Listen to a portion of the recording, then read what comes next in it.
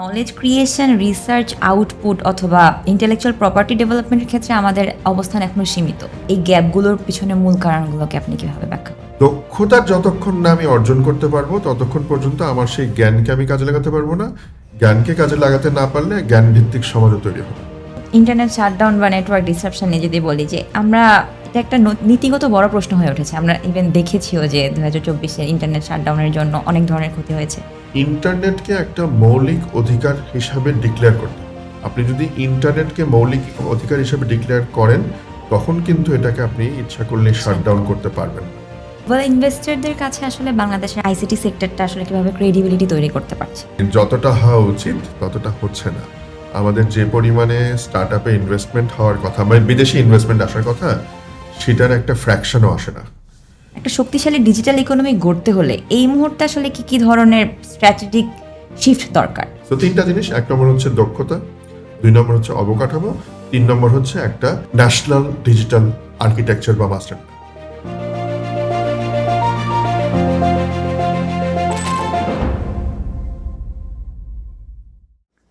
প্রিয় দর্শক, শুভেচ্ছা জানবেন। ফাইনলাইনের আজকের পর্বে আপনাদের জানাই স্বাগতম। ফাইনলাইনে আমরা কথা বলি সমসাময়িক রাজনীতি, অর্থনীতি, মানবাধিকার সহ নানা গুরুত্বপূর্ণ ক্ষেত্র নিয়ে। আজকের পুরোটা সময় জুড়ে আপনাদের সঙ্গে আমি আছি, মাহবুবা ইসলাম। আজকে আমাদের সঙ্গে উপস্থিত আছেন সৈয়দ আলমাস কবির। তিনি বাংলাদেশ আইসিটি অ্যান্ড ইনোভেশন নেটওয়ার্কের চেয়ারম্যান এবং বেসিসের প্রাক্তন সভাপতি। বাংলাদেশ একটি গুরুত্বপূর্ণ সময় পার করছে। আজকে আমরা তার অভিজ্ঞতা, পর্যবেক্ষণ ও দৃষ্টিভঙ্গি থেকে বিভিন্ন বিষয়ে গভীরভাবে আলোচনার চেষ্টা করব।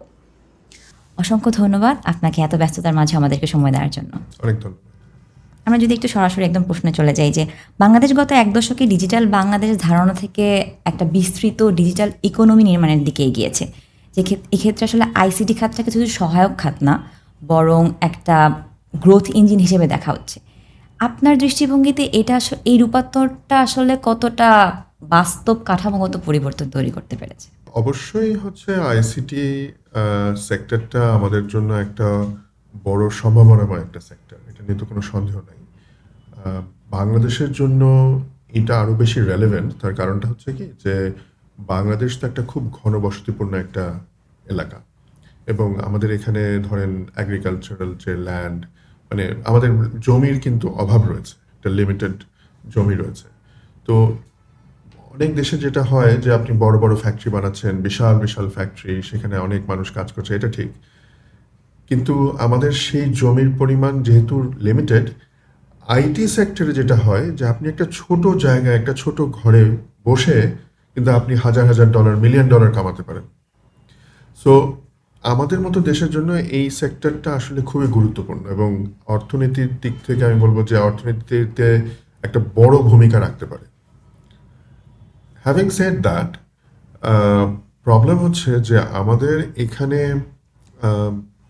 অন্যান্য সেক্টরে আমরা যেভাবে ফোকাস করেছি, বিশেষ করে আরএমজি সেক্টরে, যেটা আমরা সবাই জানি যে গত প্রায় 40 বছর ধরে আমরা এই সেক্টরে কাজ করে আসছি, এবং একটা খুব ভালো একটা পর্যায়ে নিয়ে গেছি বাংলাদেশকে। অলমোস্ট সেকেন্ড পজিশনে আছে আমরা সারা দেশে। সো সেই রকম ফোকাসটা আমরা, বা সেই রকম মানে যখন আমি ফোকাস বলছি তখন আমি বলছি যে সরকারের যে পলিসি বা অন্যান্য যে নীতিমালা, সেই জিনিসটা আমরা এই সেক্টরে এখনো দিতে পারিনি। যদিও আমরা এটা নিয়ে অনেক দিন কথা বলে আসছি, আমরা বলে আসছি, কেউ কিন্তু অস্বীকার করছে না যে আইসিটিতে সম্ভাবনা কম বা এরকম কিছু, বা এটাতে না, এটা দিয়ে কিছু হবে না, এরকম কিছু কেউ বলছে। সবাই এটা নিয়ে পজিটিভ, কিন্তু সত্যিকার অর্থে ওইভাবে এখন পর্যন্ত সেই ধরনের ফোকাসটা আমরা ভালোভাবে দিতে পারিনি। সেটা একটা বড় কারণ যে আমার মনে হয় এখনো অনেক দূর যেতে হবে আর কি। এই যে রেটোরিক আর বাস্তবতার মাঝখানে যে একটা গ্যাপটা, এটা আসলে পলিসি মেকিংয়ে বেশি গ্যাপ, নাকি হচ্ছে এক্সিকিউশন লেভেলে বেশি গ্যাপ? দুটোই। রেটোরিক্স তো একটা আছেই, আমরা তো এতদিন শুনে আসছি ডিজিটাল বাংলাদেশ, গত 10-15 বছর ধরে শুনে আসছি। পরে কিছুদিন ধরে শুনলাম স্মার্ট বাংলাদেশ। ভালো, এরকম একটা স্লোগান থাকা ভালো, একটা মানে আমার গোল থাকা ভালো, কিন্তু সেটা যদি শুধু রেটরিক হয়, যেটা আপনি বললেন, তাহলে তো কোনো লাভ হলো না। সো আমি বলছি ডিজিটাল বাংলাদেশ বানাবো, কিন্তু আমি কাজের বেলা এবং আমি বড় বড় সভা করছি, সেমিনার করছি, বক্তৃতা দিচ্ছি, এসব করছি, সেখানে আমি বলছি, স্বপ্ন দেখাচ্ছি। সবচেয়ে মানে যেটা বড় এবং সেটা একদিক থেকে আবার খারাপও, যে আমি স্বপ্ন দেখাচ্ছি কিন্তু আমি আসলে তাদের তাদের যাদেরকে আমি স্বপ্ন দেখাচ্ছি তাদের জন্য কোনো কাজ করছি না। সো সেই যে সেটা হচ্ছে যে সেইখানে আমাদের যেটা বলছিলাম এর আগে, যে পলিসি, যে আমাদের যে এই পলিসি ম্যাটার্সগুলো, সেগুলোতে আমরা আসলে ওভাবে কখনো সিরিয়াস হইনি। আম, আমাদের এখানে তো সবসময় আমরা বলে থাকি যে কোনো জিনিসে আপনার একটা ইনফ্রাস্ট্রাকচার, অবকাঠামো দরকার। সো এইখানে কিন্তু দুরকম অবকাঠামো দরকার। একটা তো ফিজিক্যাল অবকাঠামো, আপনার নেটওয়ার্ক থাকতে হবে, ইন্টারনেট থাকতে হবে ইত্যাদি। আরেকটা বড় ইম্পর্টেন্ট হচ্ছে যে সফট ইনফ্রাস্ট্রাকচার, সেটা হচ্ছে এই নীতিমালা, পলিসি। আপনি আজকে একটা কথা বললেন যে ঠিক আছে আমরা এইভাবে কাজ করব, আবার পরের বছরের বাজেটে সেটা চেঞ্জ হয়ে গেল। এই ধরনের ইনকনসিস্টেন্সি থাকলে তো ধরেন মানুষ কনফিউজড হয়ে যাবে। যারা বিনিয়োগ করবে, যারা ব্যবসায়ী, তারাও এখানে বিনিয়োগ করতে চাইবে না, তারাও ভয় পাবে যে আমি করব কেন। সো এই জন্য বলছিলাম যে এত বছর আসলে আমরা এটা নিয়ে কথা বলছি, আমার কাছে কেন জানি মনে হয় এটা একটু মোর রেটরিক দ্যান অ্যাকচুয়াল, মানে যেটাকে কাজে দেখানো, বাস্তবসম্মত না। বাস্তবসম্মত না। মানে যদি একটু স্পেসিফাই করি যে এই পরিবর্তনটা কি আরবান ইকোনমিতে বেশি ভিজিবল নাকি হচ্ছে রুরাল ইকোনমিতেও সমানভাবে পৌঁছেছে? সব জায়গায় হয়েছে, বাট ডেফিনেটলি রুরাল এরিয়াতে অনেক কম হয়েছে। এবং আমাদের এখানে তো একটা আরবান এবং রুরাল যে ডিজিটাল ডিভাইড, এটা কিন্তু বেশ বড় একটা ডিজিটাল ডিভাইড। আমি আপনাকে একটা ছোট্ট উদাহরণ দিই। আপনি ঢাকা শহরে বসে যদি একটা ইন্টারনেট কানেকশন নেন, আপনি যেই টাকা দিবেন, আপনি যদি নীলফামারীতে সেই একই কোয়ালিটির, একই ব্যান্ডউইথের ইন্টারনেট কানেকশন নিতে চান, আপনাকে দেখা যাবে যে 5 গুণ, 6 গুণ, 8 গুণ দাম দিয়ে নিতে হচ্ছে। যদিও সরকার কয়েকবার বলেছে না, এক দেশ এক রেট ইত্যাদি, হ্যাঁ, ধরেন কথার কথা 500 টাকা রেট ফিক্স করে দেওয়া হলো, কিন্তু সেই কোয়ালিটি কিন্তু আপনি ওখানে পাচ্ছেন না। কোয়ালিটি কিন্তু ওই 8 গুণ কমই পাচ্ছেন, টাকায় কি দিচ্ছেন, তো সেটা তো লাভ হলো না। সো ডিজিটাল ডিভাইডটা রয়ে গেছে। একটা তো এই জিওগ্রাফিক্যাল ডিজিটাল ডিভাইড আছে, রুরাল এবং আরবান। আরেকটা ডিজিটাল ডিভাইড আছে, সেটা হচ্ছে যে আমাদের মানে বয়সে।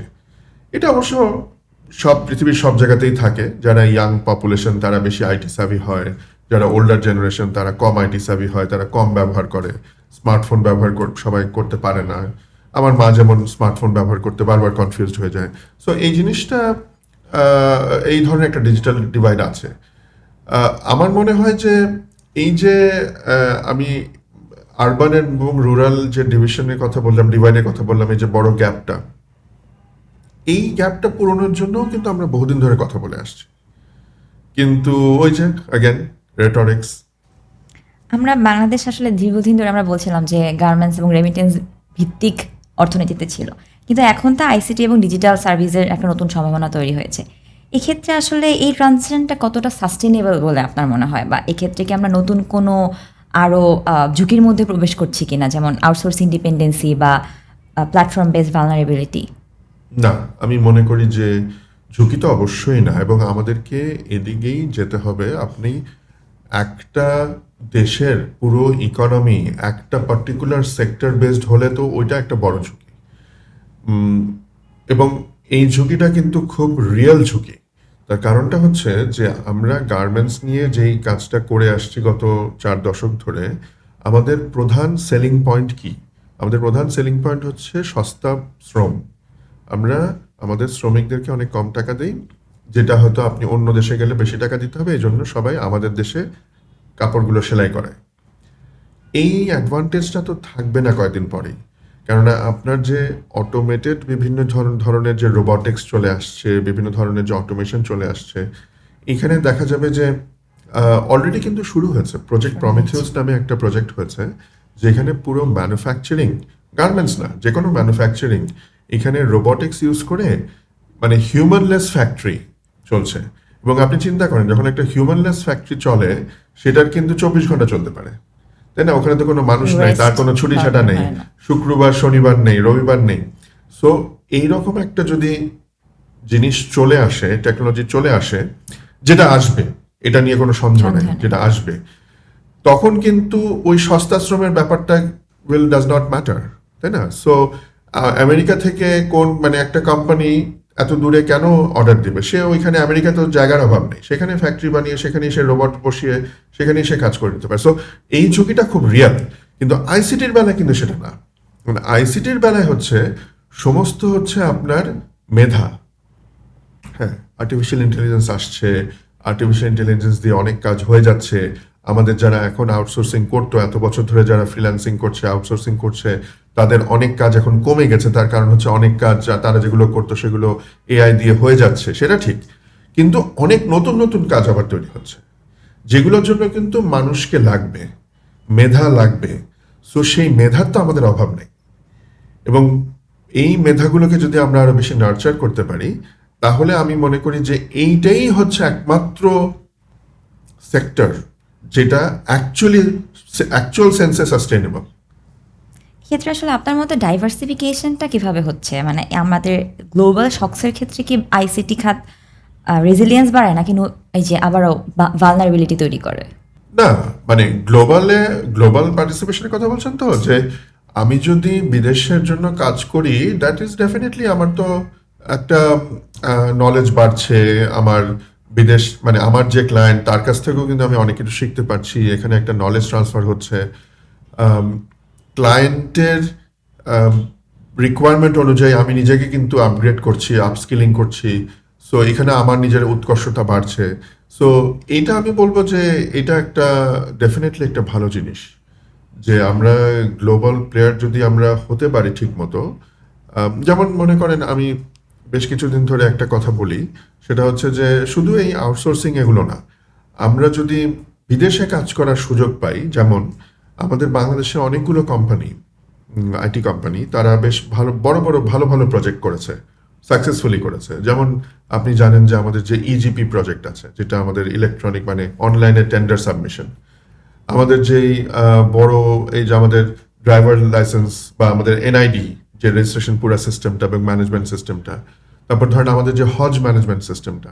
তো এই ধরনের বড় বড় যে সিস্টেম আমাদের দেশের ছেলেমেয়েরাই করেছে।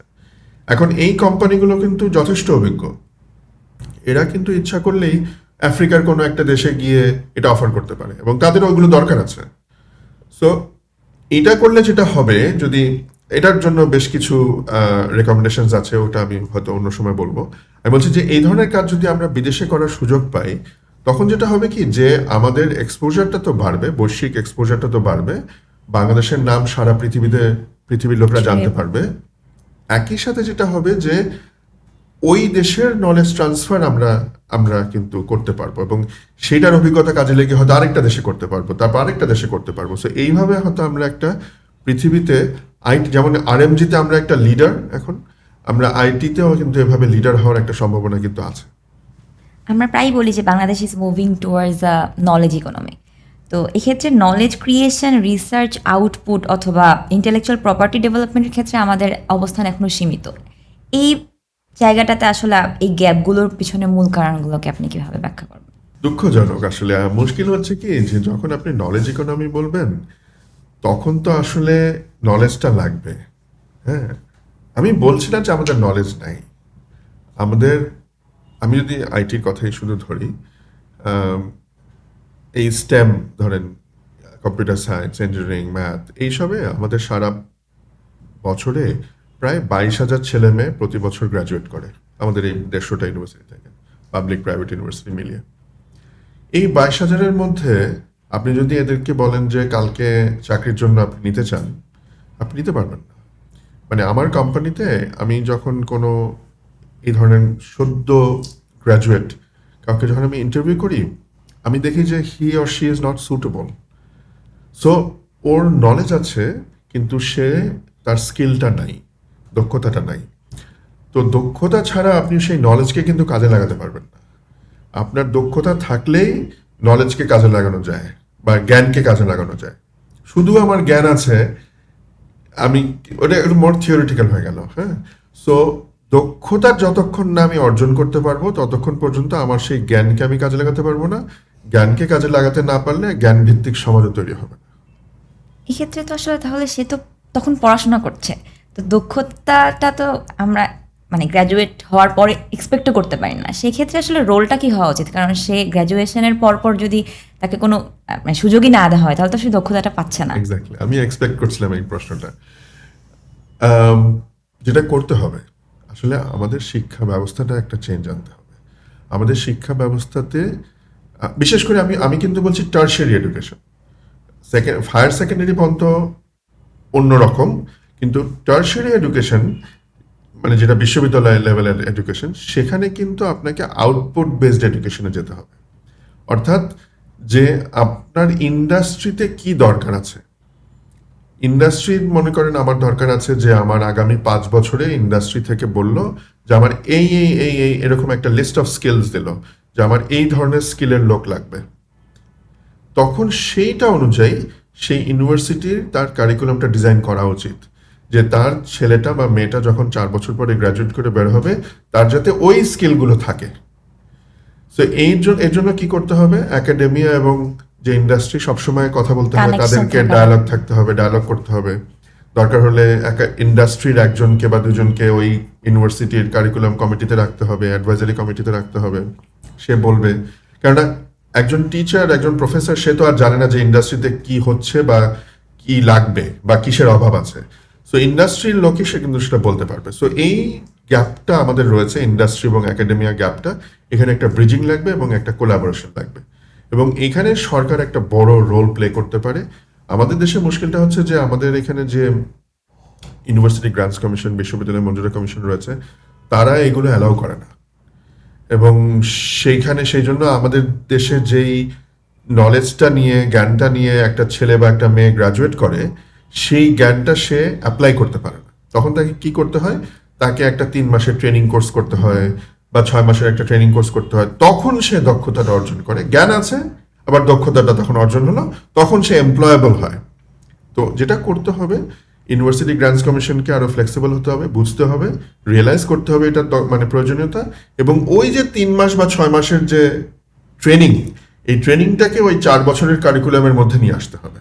সো সে যখন গ্র্যাজুয়েট করছে, সে নলেজ এবং স্কিল নিয়ে গ্র্যাজুয়েট করছে। সো এইভাবে আমাদের এডুকেশন সিস্টেমটাকে একটা চেঞ্জ আনতে হবে। আপনি মেট্রো রেলের মাধ্যমে বাংলাদেশের যে ডাটা কানেক্টিভিটি এবং এন্টারপ্রাইজ নেটওয়ার্ক এর সঙ্গে ইনফ্রাস্ট্রাকচার গড়ে তোলার সঙ্গে যুক্ত ছিলেন। আপনার অভিজ্ঞতায় একটা শক্তিশালী ডিজিটাল ইকোনমি গড়ে তুলতে হলে সেখানে আসলে ফিজিক্যাল ইনফ্রাস্ট্রাকচার যেমন ফাইবার অপটিক নেটওয়ার্ক এটি কি শুধু একমাত্র যথেষ্ট, নাকি হচ্ছে ডেটা গভর্নেন্স, সাইবার সিকিউরিটি বা ট্রাস্টের মতো বিষয়গুলো এখানে আরও বেশি প্রাধান্য দেওয়া উচিত? একটা তো হচ্ছে আমার অবকাঠামো, আমার ফিজিক্যাল অবকাঠামো, যেটা যেটা আমার সারা দেশে আমার নেটওয়ার্ক থাকতে হবে, ফাইবার অপটিক নেটওয়ার্ক থাকতে হবে, যাতে আমার কানেক্টিভিটি, আমার ইন্টারনেট অ্যাক্সেস, এগুলো আমি এনশিওর করতে পারি। এবং যেটা আমি প্রথমে বলছিলাম যে সেম কোয়ালিটির ইন্টারনেট অ্যাক্সেস থাকতে হবে, যে আমি ঢাকায় একরকম যেটা দিচ্ছি, আমার সেই সুদূর নীলফামারীতে বা সুদূর রাঙামাটিতে একই ধরনের আমার কোয়ালিটি ইন্টারনেট কানেক্টিভিটি থাকতে হবে। এটা 1 নম্বর। আরেকটা হচ্ছে যে আমরা আম, যখন এই মানে নীতিমালা নিয়ে কথা বলি, তখন কিন্তু আমরা বারবার করে বলি যে আমরা একটা ইয়ে শুনেছেন না যে ইন্টারনেটের দাম কমে না বা বেশি। অ্যাকচুয়ালি কথাটা আংশিক সত্য। সেটা হচ্ছে ইন্টারনেট ব্যান্ডউইথের প্রাইস কিন্তু অনেক কমেছে, মানে কয়েকশো গুণ কমেছে, কয়েক গুণ না, কয়েকশো গুণ কমেছে। প্রবলেম হচ্ছে যে আমাদের transmission cost is still very high. মানে আমি ইন্টারনেটটা এখান থেকে এখানে যখন নিয়ে যাব, সেই কস্টটা অনেক হাই। সো এই জন্যই বললাম যে ঢাকায় যা কস্ট, আমার নর্থ বেঙ্গলে আরেকটা অনেক অন্যরকম কস্ট। সো এই ট্রান্সমিশন কস্ট আমি যতক্ষণ না কমাতে পারবো, আমার এই জিনিসগুলো মানে আমার এই ডিজিটাল ইকোনমি বলি বা আমার এগুলো একটা হবে না। সো এখানে একটা নীতিমালার একটা পরিবর্তনের একটা বড় সুযোগ আছে, এটা করতেই হবে। এইটা তো হচ্ছে ফিজিক্যাল ইনফ্রাস্ট্রাকচার। ফিজিক্যাল ইনফ্রাস্ট্রাকচার হলো, কিন্তু তারপরে সেটার যে ব্যবহারটা, সেই ব্যবহারটা করার জন্য কিন্তু আমাকে এই সাইবার সিকিউরিটি বলেন বা আমার ডেটা প্রোটেকশন, ডেটা প্রাইভেসি বলেন, এগুলোকে আমার এনশিওর করতে হবে। যদি আমি ওটা না করতে পারি, তাহলে কিন্তু আমার ইনফ্রাস্ট্রাকচার থেকে কোনো লাভ নেই। তার কারণ হচ্ছে যে আমি যদি সাইবার সিকিউরিটি এনশোর না করতে পারি, নেটওয়ার্কের সিকিউরিটি এনশোর না করতে পারি, আমার প্রত্যেকটা সিস্টেম, প্রত্যেকটা ডেটাবেস উইল বি ভালনারেবল। আমরা শুনি না প্রায় যে নির্বাচন কমিশনের সার্ভার হ্যাক হয়েছে, কিছুদিন আগে একটা বড় সুপারমার্কেটের সার্ভার হ্যাক হয়ে সব ডেটা লিক হয়ে গেছে। সো এগুলো হতেই থাকবে, এবং সেটাতে তখন যেটা আবার হবে, সেটার আবার খারাপ এফেক্ট হচ্ছে, তখন আপনি আমি অ্যাজ এ ইউজার আমরা কিন্তু সিস্টেমকে বিশ্বাস করব না। যেমন আমি আরেকটা উদাহরণ দিই, বলে খুব সিম্পল উদাহরণ। আমি যদি অনলাইনে একটা জিনিস কিনি, ই কমার্স অনলাইনে জিনিস কিনি, আমাকে নাম, ফোন নাম্বার, ঠিকানা এগুলো তো লিখতে হয়। এখন আমার যদি ভরসা না থাকে বা ভয় থাকে যে আমার এইগুলো সব লিক হয়ে যাচ্ছে, তাহলে তো আমি অনলাইনে কিনবো না। আর তখন আমি যে ডিজিটাল ইকোনমির দিকে এগোচ্ছিলাম, আমি কিন্তু আবার টার্ন করব। আমি বলবো না, দরকার নেই, আমি দোকানে গিয়ে হেঁটে গিয়ে কিনে নিয়ে আসছি, মার্কেটে গিয়ে কিনে নিয়ে আসছি। সো উল্টো হবে। সো সিকিউরিটি এনশিওর না করতে পারলে আমার ডিজিটাল ইকোনমি তো প্রগ্রেস করবেই না, বরং নেগেটিভ এফেক্ট হবে আর কি। আর একই রকমভাবে ডেটা প্রাইভেসি হচ্ছে যে আমি ওই যে আমার নাম ঠিকানা সব দিলাম, আপনি ওইটা নিয়ে অন্য কাউকে দিয়ে দিলেন, মার্কেটিং কোম্পানিকে দিলেন, সেই মার্কেটিং কোম্পানি আমাকে ফোন করছে, SMS করছে, বিভিন্ন রকম করছে, আমি বিরক্ত হচ্ছি। আমি ভাবছি যে আমার নাম্বারটা পেলো কোথায়? পেয়েছে তো আপনার কাছ থেকে। তো এই যে এখন আপনি কি এটা দিতে পারেন কি পারেন না, এই যে লটা এই রিসেন্টলি আমাদের জাস্ট হলো, অন্তর্বর্তী সরকারের সময় একটা অর্ডিন্যান্স হয়েছে, সেটাকে জাস্ট এই ল হিসাবে অ্যাডাপ্ট করা হলো এই পার্লামেন্টে, এই সেশন যেটা শেষ হলো এটাকে করা হয়েছে। সো এখন আমাদের এখানে ডেটা প্রাইভেসি একটা ল আছে। এটা না থাকলে আপনি ওই কোনো ওটার ইউজেবিলিটি বাড়বে না। আরেকটা উদাহরণ দিয়ে বলি, আমরা বহু বছর ধরে চিন্তা করে আসছি, চেষ্টা করে আসছি যে মেডিকেল রেকর্ডসগুলোকে আপনি ক্লাউডে রাখবেন। যে আপনি একটা জায়গায় ডায়াগনস্টিক সেন্টারে গিয়ে টেস্ট করিয়েছেন, ব্লাড টেস্ট করিয়েছেন, সেটারটা যদি ক্লাউডে থাকে, আপনি আরেকটা হসপিটালে আরেকটা ডাক্তারকে যখন দেখাবেন, এটা কিন্তু আপনার প্রপার্টি। সো আপনি কিন্তু ওইখান থেকে আপনি এনে তাকে দেখাতে পারেন ওই ডাক্তারকে। আর না হলে কি হবে, না হলে তো আপনার এই ডাক্তার বলবে না, ওইটার অ্যাক্সেস তো আমার কাছে নাই, ওই হসপিটালের অ্যাক্সেস তো আমার কাছে নাই। সো এই যে ক্লাউডে রাখার ব্যাপারটা, এটা কিন্তু আপনার আমার জন্য যেমন একটা বড় সুবিধা, এটা কিন্তু একটা বড় বিজনেস অপরচুনিটি। কেউ এই বিজনেস অপরচুনিটিটা নিতে পারছে না, বিকজ ওইটার প্রাইভেসি কি হবে, ওইটা কোন ল দ্বারা গভর্ন হবে, এটা এতদিন কেউ জানতো না। এই এখন হলো, এই কদিন হলো, 1 সপ্তাহ 2 সপ্তাহ হলো। সো এখন আশা করছি এটা নিয়ে কাজ হওয়া শুরু করবে। সো এটার খুব বড় প্রয়োজনীয়তা রয়েছে। আমরা কথা বলছিলাম যে ঢাকায় যেরকম নেটের জন্য খরচ হয় বা অন্য একটা জায়গায় উত্তরবঙ্গে হয়তো এর চেয়ে অনেক বেশি, এক্ষেত্রে আসলে তো আমরা পিছিয়ে পড়ছি। সেক্ষেত্রে প্রাইভেট সেক্টর কি কোনো পদক্ষেপ নিতে পারে কিনা, বা সরকারের পক্ষ থেকেও, বা এখানে কি ধরনের পদক্ষেপ নিলে আসলে জিনিসটাকে সীমিত করে আনা সম্ভব? 1 নম্বর কথা হচ্ছে নীতিমালা দিয়ে এই ট্রান্সমিশন কস্ট কমাতে হবে। 1 নম্বর, ট্রান্সমিশন কস্ট না কমালে এইটা আসলে যত কথাই বলি না কেন, এটা কিছু হবে না। ট্রান্সমিশন কস্ট কিভাবে কমাতে হবে সেটারও কিছু আছে। যেমন আমাদের এখন যেটা হয় যে আপনার বাড়িতে বা আপনার অফিসে যে ইন্টারনেটটা পৌঁছায় সেটা, এবং সাবমেরিন কেবল থেকে যখন আসে, এর মাঝখানে অনেকগুলো লেয়ার দিয়ে যেতে হয়। মধ্যস্বত্বভোগী আছে অনেক, এই মধ্যস্বত্বভোগী কমিয়ে নিয়ে আসতে হবে, তাতে দাম অনেক কমে যাবে। এরকম কিছু মানে স্টেপস আমাদের নিতে হবে, এখানে নীতিমালার মানে পরিবর্তন করতে হবে। আরেকটা জিনিস হচ্ছে যে যদিও আমাদের এখানে মোবাইল অপারেটর বলি বা ইন্টারনেট যারা সার্ভিস প্রোভাইডার আছে, তাদের কিছু অব্লিগেশনস আছে, যে বিশেষ করে মোবাইল অপারেটরদেরকে ওদের আছে যে মিনিমাম এতটুকু পেনিট্রেশন তোমাকে করতে হবে। সো এগুলোকে আরেকটু বেশি করে মনিটর করা, সত্যি হচ্ছে কিনা, আমি বলছি 5G কিন্তু আসলেও 5G দিলাম কিনা, ওটা কি 5G হচ্ছে না আসলে ওটাকে 3G বা 4G দিয়ে চলছে। সো এই জিনিসগুলো আমার মনে হয় আরও বেশি মনিটর করা, মানে কোয়ালিটি কন্ট্রোল, আর এগুলোকে আমার মনে হয় করা দরকার আছে। আরেকটা যেটা করা দরকার আছে, মানে এখানে আবার একটা চিকেন অ্যান্ড এগ সিচুয়েশন। এই যে আমি এখন এটা বললাম ঠিকই যে আপনি মনিটর করবেন যে সে 5G ডিপ্লয় করেছে কিনা। এখন সে কেন করবে? কেননা 5G ডিপ্লয় করতে হলে তো তার খরচ আছে, এই খরচটা তো তাকে উঠাতে হবে। সে তো ব্যবসা করছে, একটা মোবাইল অপারেটর তো সে ব্যবসা করছে। সে যদি দেখে যে আমি 5G ডিপ্লয় করলাম দূরে কোনো একটা রিমোট এলাকায়, কিন্তু সেটা ব্যবহার হচ্ছে না, তো ব্যবহার না হলে তো তার ইনকাম হবে না। তো ব্যবহার আমার এনশোর করতে হবে। ব্যবহার আমার কিভাবে এনশোর করতে হবে? আমার লোকাল কন্টেন্ট ক্রিয়েট করতে হবে। আমাদের দেশে কি হয় আপনি জানেন যে খুব ভালো করে, ইন্টারনেট মানে আমরা বুঝি ইউটিউব আর ফেসবুক। আমরা কিন্তু এইটা ছাড়া কিছু করি না।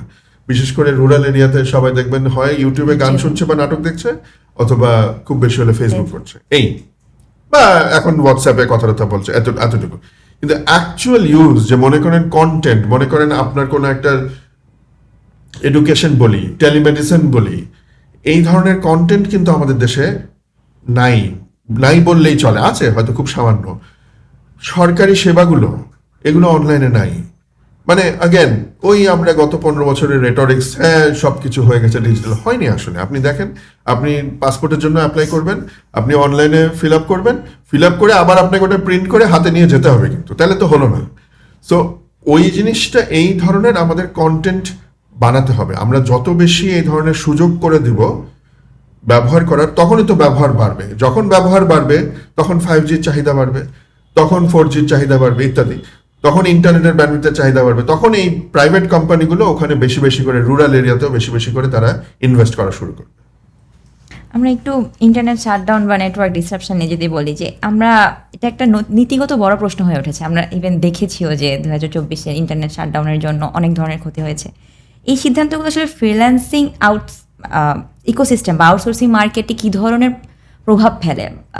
ইন্টারন্যাশনাল ট্রাস্টের উপর একটা দীর্ঘমেয়াদী প্রভাব পড়তে পারে কিনা? হ্যাঁ, সাংঘাতিক। মানে কি বলবো, মানে এটা তো এত বেশি আনফর্চুনেট যে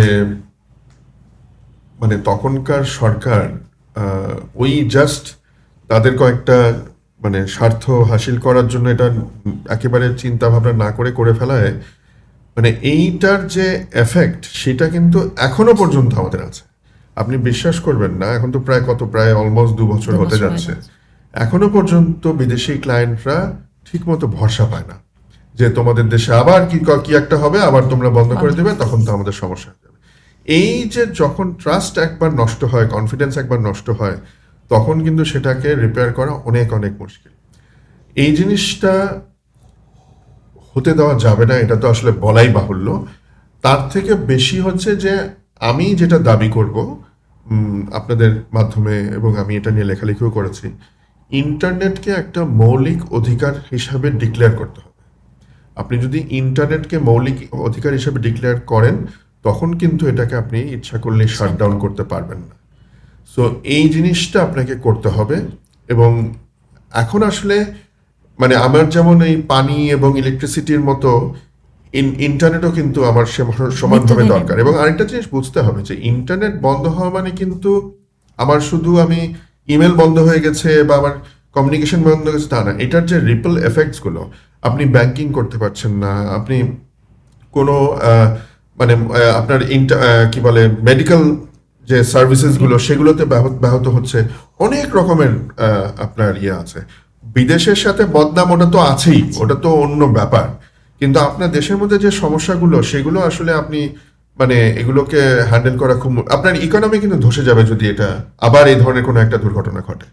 সো আমি এই জন্য বলছি যে এইটা মৌলিক অধিকার হিসাবে ইন্টারনেটকে ঘোষণা দিতে হবে, স্বীকৃতি দিতে হবে। এক্ষেত্রে আপনি তো আপনার অভিজ্ঞতা থেকে যদি বলেন যে লং টার্ম একটা রেপুটেশন ড্যামেজ তৈরি হয়েছিল, সেটাকে রিকভার করতে আপনাদেরকে কিভাবে এখনো পর্যন্ত খুব মুশকিল হচ্ছে আমাদের মানে যারা আউটসোর্সিং করে বেশি, মানে তারা বা ফ্রিল্যান্সিং করে, তাদেরকে বারবার বলতে হচ্ছে ক্লায়েন্টদেরকে যে না তোমরা চিন্তা করো না, আমাদের এখানে সরকার এখন এটা করবে না।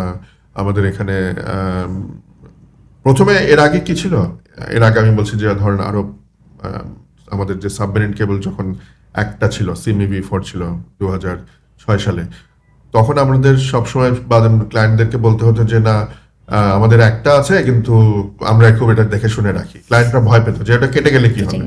তারপরে আমরা কয়েক বছর পরে যেটা করলাম, আমরা কয়েকটা টেরেস্ট্রিয়াল নিলাম আর কি, ইন্ডিয়া থেকে ল্যান্ড দিয়ে আমাদের আসলো। তখন আমরা বলা শুরু করলাম দেখো আমাদের অলরেডি একটা রিডান্ডেন্সি আছে, কোনো অসুবিধা নেই, নিশ্চিন্তে থাকো। এখন কি হচ্ছে, এখন তো মানে আমার একটা থাকুক আর 10টা থাকুক, আমি যদি বন্ধ করে দিই, সুইচ অফ করে দিই, তাহলে তো মুশকিল। সো ক্লায়েন্টকে বোঝাতে হচ্ছে, ক্লায়েন্টকে বলতে হচ্ছে যে না এটা হবে না, এটা সরকার এটার ব্যাপারে খুব সিরিয়াস, সরকার এটাতে মানে আমরা এটা নিয়ে খুবই মানে সবাই এটা নিয়ে অখুশি ছিল। কিন্তু ওই যে যেটা বললাম যে বিশ্বাস একবার ভাঙলে ভরসাটা আনাটা খুব মুশকিল হয়। আপনি বেসিসের প্রেসিডেন্ট হিসেবে আপনি পলিসি অ্যাডভোকেসিতে কাজ করেছেন। এক্ষেত্রে আসলে আপনার অভিজ্ঞতায় বাংলাদেশের যে আইসিটি পলিসি মেকিং প্রসেস এটা ঠিক কতটা পার্টিসিপেটরি বা এভিডেন্স বেসড? মানে যখন আমি বেসের প্রেসিডেন্ট ছিলাম আমাদেরকে বিভিন্ন মিটিং টিটিং কমিটিতে ডাকা হতো, আইসিটি ডিভিশনের মিটিংগুলিতে ডাকা হতো, বিভিন্ন কমিটিতে আমি যোগ দিয়েছি, কমার্স মিনিস্ট্রিতে বিভিন্ন সময় আমাদের ডেকেছে, সেখানে যোগ দিয়েছি। বাট প্রবলেম হচ্ছে কি যে যা বলেছি সেটা সবসময় গ্রহণ করা হয়নি, হয়তো নিতে হয় তাই নেওয়া হয়েছে আর কি, বা ইন্ডাস্ট্রিকে রাখতে হবে সেই জন্য রাখা হয়েছে। সবসময় সত্যিকার অর্থে জেনুইনলি ওই আমাদের মতামতগুলো গ্রহণ করা হয়েছে বলে আমি এটা বলতে পারবো না। এখন নতুন সরকার এসছে, নতুন সরকারের কাছে আমাদের আশা হচ্ছে যে যখন কোনো পলিসি হবে, ইনফ্যাক্ট অন্তর্বর্তী সরকারের সময় যে কটা পলিসিগুলো হয়েছে, আমাদের নতুন করে টেলিকম নীতিমালা হয়েছে, এই যে ডেটা প্রোটেকশনের কথা বললাম সেটার নতুন অর্ডিন্যান্স হয়েছিল, এরকম কয়েকটা হয়েছিল, সেখানে কিন্তু আমাদের স্টেক হোল্ডারদের কিন্তু কোনো পরামর্শ নেওয়া হয়নি, একতরফাভাবে হয়েছে। সো আমি আশা করব যে নতুন সরকার যে আসছে সেখানে আমরা তো stakeholder, main stakeholder, so industry থেকে আমাদেরকে এখানে ইনভলভ করা হবে এবং আমাদের মতামতগুলো নেওয়া হবে, এবং সেই অনুযায়ী যদি আমার মনে হয় যে নীতিমালাগুলো তৈরি হয় তাহলে কিন্তু একটা উইন উইন সিচুয়েশন হবে, এবং তাহলে কিন্তু আমার মনে হয় একটা ভালো কিছু আমরা দেখতে পারবো। পলিসি তো অনেক হয়, মানে পলিসি ফর্মুলেশন তো আমরা দেখতে পাই, কিন্তু ইমপ্লিমেন্টেশনের সাথে এই পলিসি ফর্মুলেশনটার গ্যাপটা কোথায় পাই, এটাকে আপনি কিভাবে ব্যাখ্যা করেন? মানে এনফোর্সমেন্টের অভাব অনেক সময় যেটা হয়, যদিও আমি বলবো না যে আমাদের এই আইসিটি সেক্টরে যে নীতিমালা রয়েছে সেটার এনফোর্সমেন্টের কোনো মানে ল্যাকিং আছে, সেটা আমি বলবো না। নীতিমালা ছিল না, এখন সমস্যা হয়েছে, এরকম হচ্ছে। যেমন আপনার মনে আছে কিনা, যখন আমাদের ই কমার্সের সেরকম কোনো নীতিমালা ছিল না, এবং তখন নানা রকমের অনেকগুলো কোম্পানি এসে তারা যা ইচ্ছা তাই করেছে। তো সেটা যখন আমরা ঠেকে শিখেছি তখন আমরা ই কমার্স নীতিমালা তৈরি করেছি। এখানে আমাদের মতামত নেওয়া হয়েছিল, আমি নিজেই ছিলাম ওই কমিটিতে। সো তখন সেই নীতিমালাটা তৈরি করা হয়েছে। এখন ওই নীতিমালাটাকে যাতে সবাই মেনে চলে, এনফোর্সড হয়, সেটা আসলে এটা তো কন্টিনিউয়াস প্রসেস। আমি 3 মাস করলাম আর তারপরে আবার ভুলে গেলাম, সেটা হয়। সো ওইটা আমাকে একটা রেগুলার আমাকে এনফোর্সমেন্ট এবং হ্যাঁ, এবং রেগুলারলি আমাকে ওটা মনিটর করতে হবে যে এটা ঠিক মতো নীতিমালাটা মেনে চলা হচ্ছে কিনা। আপনি ইকোসিস্টেম ডেভেলপমেন্টের উপর বেশ গুরুত্ব দিয়েছেন। এক্ষেত্রে আপনার মতে আসলে একটা পূর্ণাঙ্গ আইসিটি ইকোসিস্টেমের মূল উপাদানগুলো কি কি? আইসিটি ইকোসিস্টেমের যেমন নাম্বার 1 হচ্ছে, আমার এখানে তো কাঁচামাল হচ্ছে মানুষ, মেধা। সেই মেধা তৈরি করতে হবে। সো মেধা তৈরি করার আগে তো আমি এর আগেই বললাম যে সমস্যাটা কি, আমরা জ্ঞান দিচ্ছি কিন্তু দক্ষতা দিচ্ছি না। সো মেধা এবং দক্ষ ওয়ার্কফোর্স তৈরি করতে হবে, এবং এটার একটা কন্টিনিউয়াস সাপ্লাই থাকতে হবে। যে আমি শুধু 5,000 বা 10,000 মানুষকে ট্রেনিং দিলাম, তারপর চুপ করে বসে থাকলাম 5 বছর, তাহলে তো হবে না। এটাকে আমাকে কন্টিনিউয়াস করতে হবে যাতে তারা কন্টিনিউয়াসলি ইন্ডাস্ট্রিতে আসতে পারে, এটা থাকতে হবে। 2 নম্বর হচ্ছে যে আমার যে ইন্ডাস্ট্রির যে আমার যে আইটি কোম্পানিটা আছে, সেই কোম্পানিটার জন্য ফাইন্যান্সিং আমাকে এনশিওর করতে হবে।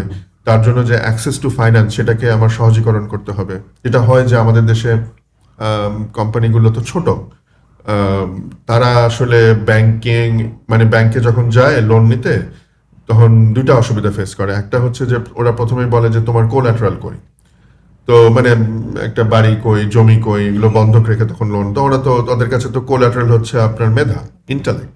সো এটা তো আর কিভাবে, সো এইগুলোকে এই নীতিমালাকে ঠিক করতে হবে, মানে সহজীকরণ করতে হবে। আরেকটা সমস্যা হয় যে বলতে হয় তোমরা তো আগে কখনো লোন নাওনি, তোমার তো কোনো ক্রেডিট হিস্ট্রি নাই, তো লোন একবার দিলে তারপর না ক্রেডিট হিস্ট্রি হবে। সো এইসব কিছু প্রবলেম রয়েছে। সো অ্যাক্সেস টু ফাইন্যান্সটাকে আমার ইজি করতে হবে, ফাইন্যান্সিংটাকে। সো এটাও একটা ইকোসিস্টেমের একটা বড় পার্ট। আর আরেকটা পার্ট হচ্ছে যে আমার যে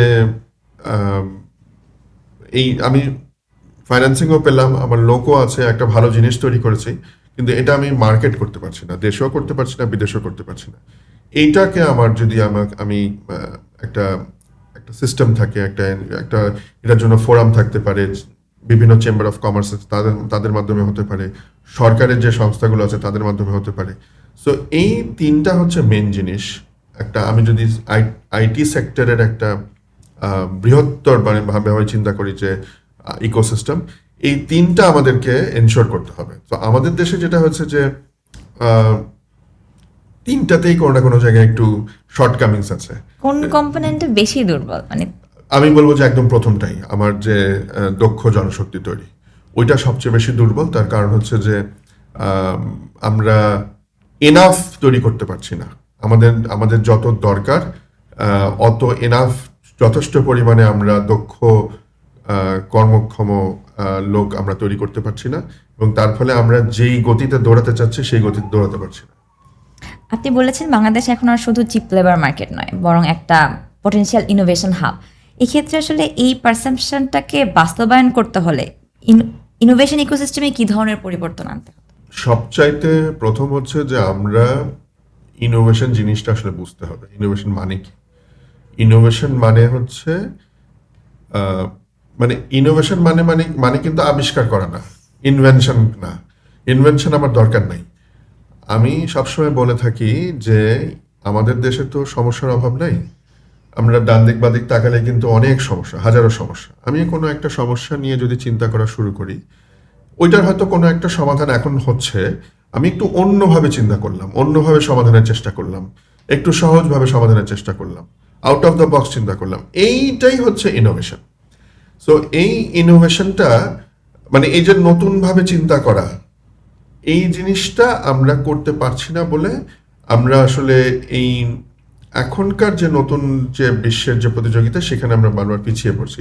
ইনোভেশন ইন্ডেক্সে আপনি জানেন যে বাংলাদেশ অনেক অনেক পিছনে, 100 কততম জানি, 136 না কত আমার খেয়াল নাই, বাট অনেক পিছনে আমরা সারা পৃথিবীতে।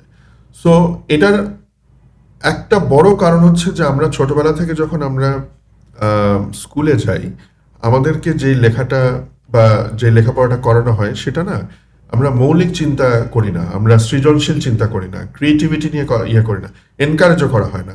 ওই বইতে যা আছে সেটা পড়ো, সেটা মুখস্থ করো, সেটা ইয়ে দাও, পরীক্ষা লিখে দাও, ভালো নম্বর পাও, এতটুকু পর্যন্ত। সেটা না লিখলে মার্ক কমও দেওয়া হয়, মার্ক কম দেওয়া হয়। যেমন সেদিন মানে একজন বলছিলেন যে আপনি একটা নদী ভ্রমণ রচনা ম্যাট্রিকে পরীক্ষায় খুব আসে, তো নদী ভ্রমণ রচনা লিখতে দিলে আপনি এখন ওই দেখা যাবে যে আপনিও যেটা লিখেছেন আমিও সেটাই মোটামুটি লিখেছি, বিকজ আমরা একই বই থেকে পড়েছি। কিন্তু এটা তো আসলে আপনার অভিজ্ঞতা আর আমার অভিজ্ঞতা এক না, এক হওয়ার কথা না। আপনি এক নদীতে, আপনি শীতলক্ষায় ভ্রমণ করেছেন, আমি বুড়িগঙ্গায় মেঘনায় ভ্রমণ করেছি, ধরেন কথার কথা, আমার অভিজ্ঞতা আরেক রকম হওয়ার কথা। তো এই যে আমি নিজে থেকে লিখবো, এটা কিন্তু এনকারেজও করা হয় না। এটা ওই ধরেই নেওয়া হয় যে হ্যাঁ এই গদবাদা লিখেছে, এটা সে 10-এ 10 বা 10-এ 8 পেয়েছে, জিপিএ 5 টাইপ পাম। সো এই যেটা বলছিলাম যে আমাদের শিক্ষা ব্যবস্থায় একটা পরিবর্তন এনে আমাদেরকে সৃজনশীল চিন্তা করা শেখাতে হবে। তো এই সৃজনশীল চিন্তা করা যখন শেখানো হবে, তখনই আমি কিন্তু যখন বড় হবো আস্তে আস্তে আমি আউট অফ দ্য বক্স চিন্তা করতে পারবো, এবং তখন নতুন ইনোভেশন আমার চলে আসবে। ইনোভেশন যদি না থাকে তাহলে কিন্তু আমি যে প্রজেক্টগুলো করছি সেই প্রজেক্টগুলো কিন্তু বেশি দূর যেতে পারবে না। আমাদের দেখেন না যে আমরা একটা কমপ্লেন কিন্তু প্রায় শুনি যে বাংলাদেশে অনেক স্টার্ট আপস আছে, কিন্তু সব স্টার্ট আপসগুলো হচ্ছে মানে কেউ সেভাবে সাকসেসফুল হতে পারে না। এটা একটা কমন ফেনোমেনন, বিকজ দেখা যায় যে 90% সারা ওয়ার্ল্ড ওয়াইড 90% ফেল করে, 10% সাকসিড করে। আমাদের দেশে সেটাও হয় না। তার কারণ হচ্ছে কি যে ওই যে 10% ওরাও কিন্তু দেখা যায় যে কপি পেস্ট করেছে। তো কপি পেস্ট করলে আসলে হবে না। কপি পেস্ট না করে আমাদেরকে নিজেদের একটা ইনোভেশন উদ্ভাবন নিয়ে আসতে হবে। তো তাহলেই কিন্তু আপনার ওটা চলবে, মানুষ ওটা নিবে, ইনভেস্টররাও ওখানে ইনভেস্ট করতে চাইবে। এক্ষেত্রে স্কেলিং আপটা এত কঠিন কেন? মানে লোকাল মার্কেট লিমিটেশন কি এখানে একটা বড় ফ্যাক্টর হিসেবে কাজ করে? না, স্কেলিং হচ্ছে ওই যেটা আমাদের দেশে তো স্কেলিং আসলে কোনো ব্যাপারই হওয়ার কথা না। কারণ হচ্ছে যে আমাদের এখানে 17 কোটি 18 কোটি মানুষ, এত বড় মার্কেট, এখানে তো আসলে আপনার প্রচুর সুযোগ। আপনি একটা জিনিস বানালে, একটা প্রোডাক্ট বানান, একটা সলিউশন বানান, এটা কত কনজিউমার মানে পটেনশিয়াল কনজিউমার কাস্টমার রয়েছে। তো তো এইখানে তো আসলে ওইটার সমস্যা হওয়ারই কথা না। হয় ওই যে যেটা বলছিলাম যে আপনার প্রোডাক্টটা হয়তো কাগজে কলমে ভালো, কিন্তু আসলে ওইটা ওইভাবে চলবে না, মানে গুণগত মান নাই বা নতুন কিছু না, মানে কপি পেস্ট আপনি আসলে হবে না। আর আমাদের দেশে তো একটা হুজুগ আছে, দেখেন না, যে একজন কেউ শুরু করলে সবাই একই জিনিস করে, সবাই কপি পেস্ট করে, তো ওইটা করলে হবে না। তো যারা আসলে স্টার্ট আপ নিয়ে চিন্তা করে তাদেরকে কিন্তু এখান থেকে বের হয়ে আসতে হবে, যে আমি ঠিক আছে কপি করতে পারি। যেমন মনে করেন কথার কথা, পাঠাও যখন শুরু করলো উবারকে নকল করে, যে ঠিক আছে আমি এরকম ভাবে উবারের মতো একটা সার্ভিস দিব, কিন্তু ওরা গাড়ির বদলে মোটরসাইকেল দিয়ে করলো, যেটা উবারও ছিল না। পরে কিন্তু উবার বাধ্য হয়ে পাঠাওকে ফলো করেছে। সো এই যে জিনিসটা, এরকম কপি পেস্ট করো, কিন্তু একটা তুমি নতুন এলিমেন্ট যোগ করো সেখানে, নতুন একটা উদ্ভাবনী কিছু একটা সেখানে থাকুক, তাহলেই এটা স্কেল আপ করা যাবে। গ্লোবাল ইনভেস্টরদের কাছে আসলে বাংলাদেশের আইসিটি সেক্টরটা আসলে কিভাবে ক্রেডিবিলিটি তৈরি করতে পারছে? যতটা হওয়া উচিত ততটা হচ্ছে না। মানে আমাদের দেশে, আমাদের মতো দেশে 17 কোটি 18 কোটি মানুষের মতো দেশে, এখানে আমাদের যে পরিমাণে স্টার্ট আপে ইনভেস্টমেন্ট হওয়ার কথা, মানে বিদেশি ইনভেস্টমেন্ট আসার কথা, সেটার একটা ফ্র্যাকশনও আসে না। সো এটা আসলে খুবই দুঃখজনক। দেখা যাবে যে আমাদের স্টার্ট আপ তো আর বেশি দিন হয়নি, গত 8 বছর 10 বছর হয়েছে ম্যাক্সিমাম। এই 8-10 বছরে আমাদের এখানে দেখা যাবে যে হয়তো মানে নট ইভেন $1 বিলিয়ন টোটাল করলে আপনার ইনভেস্টমেন্ট এসছে। ইনফ্যাক্ট আরো অনেক কম, আমার তো মনে হয় 600-700 মিলিয়নের বেশি হয়নি। অথচ আপনি দেখবেন যে ইন্দোনেশিয়া যান, ইভেন পাকিস্তানে যান, আপনি দেখবেন ওরা বছরে হয়তো 500-600 মিলিয়ন করে ইনভেস্টমেন্ট পাচ্ছে, ইফ নট মোর। সো ওই যে যেটা বললাম, যে আমাদের ওই ইনোভেটিভ প্রোডাক্ট নিয়ে আসতে হবে, যেই ইনোভেটিভ প্রোডাক্ট স্কেলেবল। আর বিদেশি ইনভেস্টমেন্ট আনার জন্য যেটা বিদেশি ইনভেস্টরদেরকে অ্যাট্রাক্ট করবে, সেটা হচ্ছে এই স্কেলেবিলিটিটা শুধু আপনার বাংলাদেশের মধ্যে না, এটা আপনার ওয়ার্ল্ড ওয়াইড যদি স্কেলেবল করা যায়, তাহলে তারা আরো বেশি ইন্টারেস্টেড হবে। ফোর্থ ইন্ডাস্ট্রিয়াল রেভলিউশনের প্রেক্ষাপটে আসলে এআই, ক্লাউড বা সাইবার সিকিউরিটির এগুলো এখন বেশ গুরুত্বপূর্ণ হয়ে উঠছে। বাংলাদেশ এক্ষেত্রে কতটা প্রস্তুত? মানে আমরা কি বলতে পারি যে উই আর রেডি এই রেভলিউশনটাকে ফেস করার জন্য? সম্পূর্ণ রেডি না। ওই যে আগেন আমাদের দক্ষতার অভাব, দক্ষ মানুষের অভাব।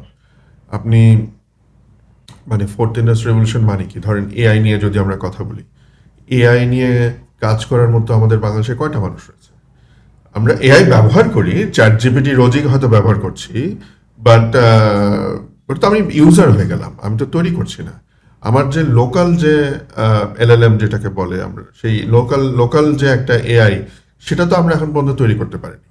অথচ অন্যান্য দেশগুলো কিন্তু এগুলো নিয়ে কাজ করছে, তারা কিন্তু লোকাল তাদের দেশের জন্য এআই তৈরি করছে। আপনি যদি মানে আমি একটা উদাহরণ দিয়ে বলি, যে আমাদের এখানে যদি আমরা এরকম একটা সিস্টেম করতে পারতাম, যে আপনি একটা ড্রাইভিং লাইসেন্সের জন্য অ্যাপ্লাই করবেন বা একটা ট্রেড লাইসেন্সের জন্য অ্যাপ্লাই করবেন, আপনি শুধু ওই কিছু একটা লিখবেন যে আমি কিভাবে করব, আপনাকে সমস্ত প্রসিডিওর নিয়ে করে একেবারে আপনাকে বাংলাদেশে কিভাবে করবেন, বা ঢাকা শহরে যদি আরো স্পেসিফিক বলি, ঢাকা উত্তর সিটি কর্পোরেশন বা দক্ষিণ সিটি কর্পোরেশনে আপনি কিভাবে ট্রেড লাইসেন্স করবেন, সেটা আপনাকে একেবারে গাইড করে নিয়ে গেল। তো এইটার জন্য তো আপনার একটা লোকাল মানে তৈরি করতে হবে, এআই তৈরি করতে হবে। সো ওই জিনিসগুলো এখনো আমরা আসলে রেডি মানে করছি না। তারপর ধরেন আইওটির জন্য আমাদের ধরেন একটা ভালো 5G নেটওয়ার্ক লাগবে। 5G নেটওয়ার্ক সারা বাংলাদেশে তো তৈরি হয়নি। কেন তৈরি হয়নি সেটার তো কারণ আছে, সেটা তো আমি এর আগে বললাম, লোকাল কন্টেন্ট নাই, কেন করবে তৈরি, মানে অপারেটররা কেন ইনভেস্ট করবে সেটা অন্য কথা, বাট এটা রেডি না, ইনফ্রাস্ট্রাকচারটা রেডি না। সো সেই জন্য এটার অ্যাডভান্টেজ আমরা নিতে পারছি না। আপনি এই যে মনে করেন টেলিমেডিসিন কি? আপনি মনে করেন টেলিমেডিসিন মানে শুধু আমি ওই ভিডিও কল করে ডাক্তারের সাথে কথা বললাম, এটা তো না। একজন ডাক্তার সে অ্যাকচুয়াল, বা একজন সার্জন সে অ্যাকচুয়াল ঢাকায় বসে চিটাগংয়ে অপারেশন করছে, কারণ অপারেশন করছে একটা দুইটা রোবটিক হ্যান্ডস, আর সে অপারেট করছে ঢাকা থেকে। এই জিনিসটা আপনি কখন করতে পারবেন? যখন আপনার একটা ভালো 5G নেটওয়ার্ক থাকবে। মানে উইক নেটওয়ার্ক থাকলে আপনি অপারেশনের মাঝখানে চলে মানে নষ্ট হয়ে গেলে আপনার তো মানে রোগী মরে যাবে। সো এই ধরনের, আমি এটা বলতে চাচ্ছি যে এই ধরনের ইনফ্রাস্ট্রাকচার আমাদের জন্য রেডি না। সো এই যে আইওটি বলি, এআই বলি, এগুলো নিয়ে আমরা এখনো আসলে ঠিকভাবে কাজ করতে পারছি না, আমরা এটার যে অ্যাডভান্টেজগুলো নিতে পারছি না, এটার জন্য আমাদেরকে ইমিডিয়েটলি, মানে এটা উইদাউট লুজিং এনি, মানে ইভেন না সিঙ্গল ডে, আমাদেরকে কিন্তু কাজ করতে হবে, আমাদের একাডেমিগুলোকে এগিয়ে আসতে হবে, আমাদের সরকারকে এখানে ইনসেন্টিভ দিতে হবে, সরকারকে বলতে হবে যে তুমি যদি মানে কোনো একটা কোম্পানিকে বা কোনো একটা ইউনিভার্সিটিকে বলতে হবে তুমি যদি এআই নিয়ে কাজ করো ইনভেস্টমেন্ট। তাহলে তাহলে তোমাকে একটা সুযোগ দেওয়া হবে, তোমাকে একটা সুবিধা দেওয়া হবে, তোমাকে একটা ট্যাক্স ব্রেক দেওয়া হবে, হোয়াটএভার, এই ধরনের ইনসেন্টিভ দিতে হবে আপনি মানে এখানে। এবং এটা খুব দেরি হয়ে গেছে, এটা কিন্তু এখন না করলে আমরা অনেক পিছিয়ে যাব। এক্ষেত্রে আমরা অ্যাডাপ্টার, যে বলছিলাম যে আমরা বেশিরভাগ সময় অ্যাডাপ্টার হিসেবে রয়েছি, ক্রিয়েটর হওয়ার জন্য আসলে এই ধরনের পদক্ষেপটা মানে সাথে সাথে নেওয়ার জন্য কি ধরনের ব্যবস্থা গ্রহণ করা উচিত সরকারের পক্ষ থেকে? ওই যেটা বললাম যে সরকারকে এগিয়ে আসতে হবে, ইনসেন্টিভ দিতে হবে। আম, সরকার যদি বলে যে তোমার কোম্পানি এআই, কোনো একটা এআই সিস্টেম ডেভেলপ করেছে, যদি এটা প্রমাণ করতে পারো তাহলে তুমি এই বছরের যে ট্যাক্স, ইনকাম ট্যাক্স, সেখানে একটা তুমি রিবেট পাবে। কথা কথা এটা আমি একটা উদাহরণ দিয়ে বললাম যে এই ধরনের কোনো ইনসেন্টিভ যদি দিতে পারে তাহলে আমার মনে হয় অনেকেই ইন্টারেস্টেড হবে এআই নিয়ে কাজ করার, এগুলোতে ইনভেস্ট করার। আরেকটা জিনিস আমার এই সুযোগ একটু বলে রাখি, যেহেতু সরকারের রোল নিয়ে কথা বলছি, আমাদের বাংলাদেশে কিন্তু কোনো রিসার্চ অ্যান্ড ডেভেলপমেন্ট হয় না, কোনো গবেষণা হয় না। সো মানে খুবই ইনসিগনিফিক্যান্ট, হলেও সেটা খুবই ইনসিগনিফিক্যান্ট। সেই মানে গবেষণা যদি আপনি না করেন তাহলে কিন্তু আপনার মেধাসত্ব তৈরি হবে না, আইপি, ইন্টেলেকচুয়াল প্রপার্টি তৈরি হবে না। এইটার একটা বড় উদাহরণ হচ্ছে যে এই যে বারবার করে আমি বলছি 40 বছর ধরে আমরা গার্মেন্টস নিয়ে কাজ করছি, এখনো কিন্তু আমরা দর্জিগিরি করছি। হ্যাঁ, আমরা আরেকজনের ব্র্যান্ড কাপড় এখানে কাটছি, সেলাই করছি, ভাঁজ করছি, প্যাকেট করছি, পাঠিয়ে দিচ্ছি, কিন্তু আমরা নিজস্ব কোনো ব্র্যান্ড তৈরি করতে পারিনি। আমরা নিজস্ব যদি একটা ব্র্যান্ড তৈরি করতে পারতাম তাহলে কিন্তু আমরা ডিকটেট করতে পারতাম। যেমন মনে করেন কথা কথা, যেই শার্টটা আমরা $5 বানাই সেটা হয়তো $50 বিক্রি হচ্ছে আমেরিকার মার্কেটে। আমরা তখন কিন্তু আমাদের নিজস্ব যদি ওরকম একটা ব্র্যান্ড তৈরি করতে পারতাম, আমরা 50 না হোক আমরা $30 বিক্রি করতে পারতাম। আমাদের যদি এই এলডিসি গ্র্যাজুয়েশনের পরে আমাদের যদি এই বিভিন্ন facility, duty free, access, GSP, হ্যান এগুলো যদি উঠে যায়, তখন তো আমরা অন্যান্য অনেকগুলো দেশের সাথে কম্পিট করা শুরু করব। আমাদের নিজস্ব যদি মেধাসত্ব থাকতো আমরা সেটা নিয়ে আমরা ইয়ে করতে পারতাম। আপনার ওষুধের বেলায় কি হবে, আপনি তখন, এখন আমরা ওষুধ তো রয়্যালটি ফ্রি বানাচ্ছি, আমাদের নিজস্ব কোনো গবেষণা নেই। নিজস্ব গবেষণায় যদি আমরা মেধাসত্ব, নিজস্ব আইপি তৈরি করতে পারতাম, আমরা রয়্যালটি ছাড়া আমরা নিজস্ব ওষুধ তৈরি করতে পারতাম। সো আপনার যখন ওই ট্রিপস এগ্রিমেন্ট যখন শেষ হয়ে যাবে তখন তো আপনাকে ওষুধের জন্য অনেক বেশি করে দাম দিতে হবে, ওষুধের দাম বেড়ে যাবে সেটা। সো এই জিনিসগুলো আসলে গবেষণাকে আপনার এনকারেজ করতে হবে। কিভাবে এনকারেজ করবেন? সরকার বলবে যে ঠিক আছে, একটা মানে গবেষণা তো বেশিরভাগ হয় হচ্ছে ইউনিভার্সিটিগুলোতে। তো মনে করেন আমার কোম্পানি সে ওষুধ বানায়, তো আমি বলবো যে ঠিক আছে, একটা ইউনিভার্সিটি, সেই ইউনিভার্সিটিকে আমি এই কয়েক কোটি টাকা দিব, আগামী 3 বছর তুমি রিসার্চ করো আমার জন্য, একটা রিসার্চ করে যেটা বানিয়ে দেবে সেটা আমি কমার্শিয়ালাইজ করব, কিন্তু এই 3 কোটি টাকা তোমাকে গ্র্যান্ট দিলাম। তো এখন কি হচ্ছে, এখন কোম্পানিগুলো না এই টাকাটা খরচ করতে চায় না, তারা কপি পেস্ট করে বিদেশ থেকে, ঠিক আছে। কিন্তু সরকার যদি বলতো যে না, তুমি যদি 3 কোটি টাকা দাও তোমাকে আমি ট্যাক্স ব্রেক দেব, রিসার্চের জন্য যদি দাও তোমার ওই 3 কোটি টাকার ধরেন 5% আমি ট্যাক্স ব্রেক দেবো তোমাকে। শুধু তাই না, সরকার যদি বলতো যে হ্যাঁ তুমি যদি 3 কোটি টাকা দাও রিসার্চ করার জন্য, আমিও 3 কোটি টাকা দেবো, সরকার থেকেও 3 কোটি টাকা দেবে, তাহলে আরো ভালো রিসার্চ হবে। সো এইখানে সরকারের একটা বড় রোল রয়েছে, আমাদেরকে উৎসাহিত করতে হবে সো দ্যাট কোম্পানিগুলো কিন্তু আসলে ব্যবসা করে, তারা কিন্তু আসলে দেখবে যে দিন শেষে সে টাকা পাচ্ছে কিনা, সে নিজে থেকে পকেট থেকে খামাখা কেন খরচ করবে, সে খরচ করবে তখনই সে যদি কোনো ইনসেন্টিভ পায়। আমরা যেটা গভর্নেন্স নীতি নিয়ে কথা বলি, যে স্টেট রেগুলেশন আর মার্কেট ফ্রিডমের মধ্যে যে ব্যালেন্সটা, এটা আসলে কিভাবে নির্ধারণ করা? আমাদের, আপনি যত বেশি ডিরেগুলেট করবেন তত বেশি বিজনেস বাড়বে, এটা কিন্তু একটা মানে কি বলবো, সে একটা সূত্রই বলতে পারেন, থাম্ব রুল বলতে পারেন সারা পৃথিবীতে। আপনি যত বেশি চিপে ধরবেন তত বেশি কিন্তু মানে রেগুলেট করার চেষ্টা করবেন, তত বেশি সমস্যা হবে এবং তত বেশি ক্রাইমও হবে, তত বেশি আবার মানে সেটা উল্টো দিকেও আছে। সো হ্যাঁ, আমাদের কিছু তো রেগুলেটরি অথরিটি থাকতেই হবে, সেটা আমি টেলিকম বলি আর যেটাই বলি না কেন, কিন্তু কিছু ফ্রি হ্যান্ডস না দিলে, আপনি যদি এরকম মনে করেন যে না, যেমন একটা আমাদের দেশে এটা হয়েছে, আমি একটা উদাহরণ দিচ্ছি। অনেক আগে, ধরেন এখন থেকে 15 বছর আগে বা এরকম 16-17 বছর আগে, আইপিটিভি, যেটা আমরা এখন নেটফ্লিক্স দেখছি, এই যে আইপিটিভি, আইপি বেসড টিভি, এটা আমাদের বাংলাদেশে আমরা শুরু করতে চেয়েছিলাম। আমরা তখন শুরু করতে চেয়েছিলাম যে বাংলাদেশে আমাদের ইন্টারনেট সার্ভিস প্রোভাইডার আছে, তারা আইপিটিভি সার্ভিসও দিতে পারবে। তখন আমাদের দেশের যে বিটিআরসি আছে, টেলিকম রেগুলেটরি কমিশন, তারা বলেছে যে এটা করা যাবে না। কেন করা যাবে না? বিকজ এটার ব্যাপারে আমাদের কোনো নীতিমালা নাই। তো নীতিমালা নাই, তাহলে তো করা যাওয়া উচিত।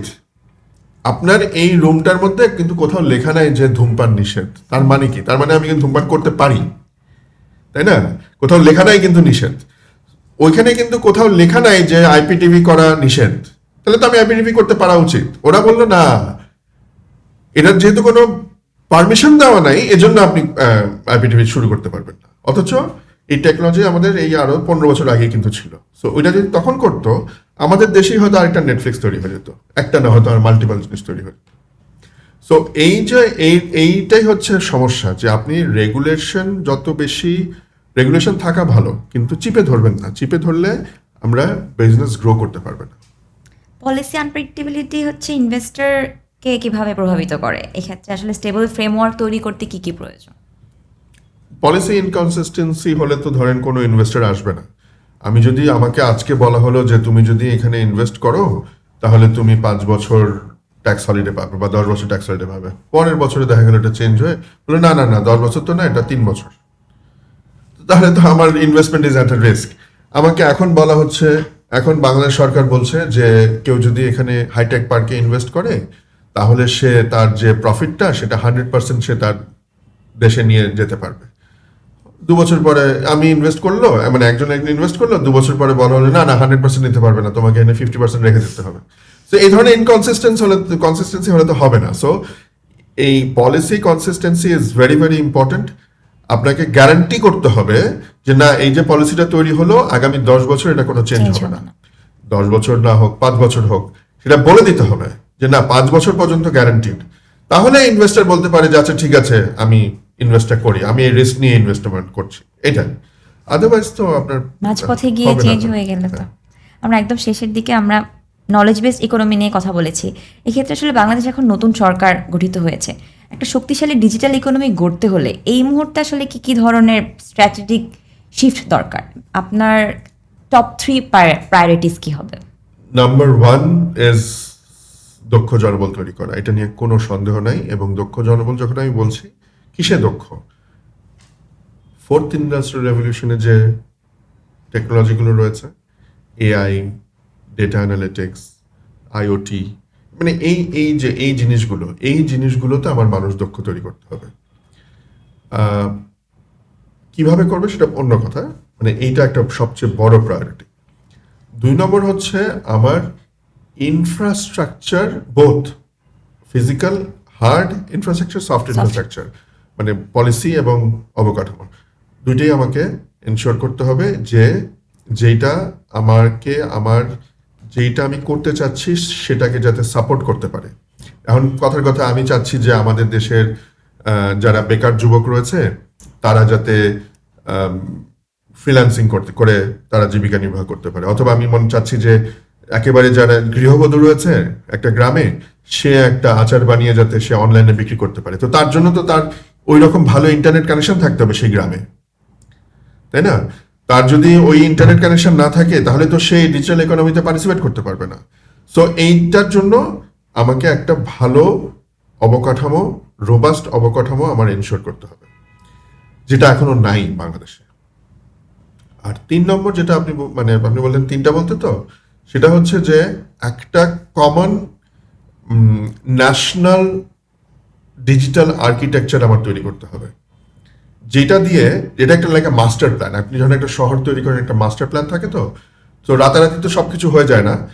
হয়তো কোনো একটা জিনিস আগামী 3 বছরে হলো, তারপরে আবার আরো 3 বছরে অন্য জিনিস হলো, এভাবে আস্তে আস্তে আস্তে আস্তে, কিন্তু ওই প্ল্যান অনুযায়ী হবে। তো এই জিনিসটা যখন হতে পারবে, মানে এই জিনিসটা যখন থাকবে, আমার এই মাস্টার প্ল্যানটা, আর্কিটেকচারটা থাকবে, তখন কিন্তু আমি আসলে মানে বিভিন্ন জিনিস, নাহলে হবে কি, এই এই মন্ত্রণালয় এরকম একটা জিনিস তৈরি করলো, আরেকটা এজেন্সি আরেকরকম তৈরি করলো, আরেকটা অধিদপ্তর আরেকরকম তৈরি করলো, এবং তারপর দেখা গেল একজন আরেকজনের সাথে কথা বলতে পারছে না। সো আমাদের কি দরকার, যেমন একটা উদাহরণ দিই, আমাদের একটা আইডি কার্ড আছে না, ন্যাশনাল আইডি কার্ড। এই একটা ন্যাশনাল আইডি কার্ড দিয়ে তো আমরা সবকিছু করতে পারি।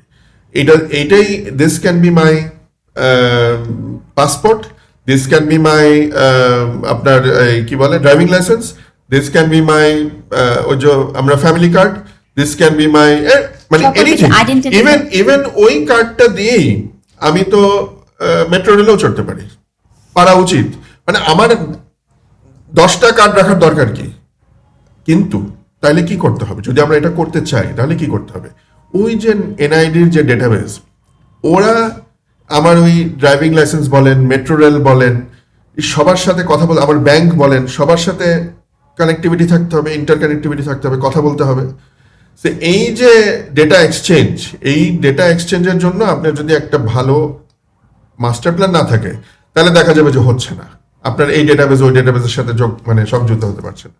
সো এই জন্য এরকম একটা ন্যাশনাল ডিজিটাল আর্কিটেকচার লাগবে। সো 3টা জিনিস, 1 নম্বর হচ্ছে দক্ষতা, 2 নম্বর হচ্ছে অবকাঠামো, 3 নম্বর হচ্ছে একটা ন্যাশনাল ডিজিটাল আর্কিটেকচার বা মাস্টার প্ল্যান।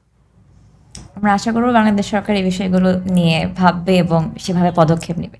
অসংখ্য ধন্যবাদ আপনাকে আমাদেরকে সময় দেওয়ার জন্য। আপনাকে অনেক অনেক ধন্যবাদ, আমার কথা এতক্ষণ শুনেছেন। আমি আসলে হচ্ছে কি অনেক বেশি কথা বলি, তো একসময় অনেক শিক্ষকতা করেছি, তো অনেক বেশি কথা বলি। সো এই মানে আমি যখন যে কথাগুলো বললাম না, এগুলো আসলে খুব প্যাশনেটলি বললাম। আমি জানি না অনেকে কিভাবে নেবে, কিন্তু আমার খুব খারাপ লাগে যে বাংলাদেশের ছেলেমেয়েরা এত মেধাবী। আপনি যখন দেখবেন এই যে ম্যাথ অলিম্পিয়াড যখন হয়, ব্লক চেন অলিম্পিয়াড হয়, বিভিন্ন নাসার যে কম্পিটিশনগুলো হয়, এখানে কিন্তু আমরা অনেক ভালো করি, কিন্তু কোথায় গিয়ে আটকে যাই, সেটা হচ্ছে যে আমরা ওই ইনোভেশন নাই আমাদের। যখন আমার অঙ্ক কষতে দিচ্ছে, অঙ্ক কষে ফেলছি, কিন্তু যখনই বলছি একটা নতুন কোনো প্রজেক্ট করো, তখন সেটা আমি করতে পারছি না। সো এই সৃজনশীল চিন্তা, এগুলো নিয়ে আমাদেরকে কাজ করতে হবে, শিক্ষা ব্যবস্থার একটা বড় চেঞ্জ আনতে হবে, আর মানুষকে বোঝাতে হবে যে তোমরা কিছু একটা শিখো, এনিথিং। দক্ষতার কিন্তু তোমাকে শুধু প্রোগ্রামিং শিখতে হবে এরকম কিছু নাই। আমার কথা হচ্ছে যে আমি যদি আইটির বাইরেও মানে বলি, দক্ষতা হচ্ছে আমি যদি গিটার বাজানো শিখি, ওটাও কিন্তু একটা দক্ষতা। আমি যদি রান্না করা শিখি, ওটাও একটা দক্ষতা। সো কোনো একটা মানুষের যদি একটা দক্ষতা, কোনো একটা বিষয়ে যদি দক্ষতা থাকে, তাহলে কিন্তু তার ক্যারিয়ার অনেক অনেক দূরে এগিয়ে যেতে পারে। অসংখ্য ধন্যবাদ আপনাকে। দর্শক, আপনাদেরকে অসংখ্য ধন্যবাদ এতক্ষণ আমাদের সাথে থাকার জন্য। পরবর্তী পর্ব দেখার আমন্ত্রণ জানিয়ে আজকে এখানে বিদায় নিচ্ছি। ভালো থাকবেন।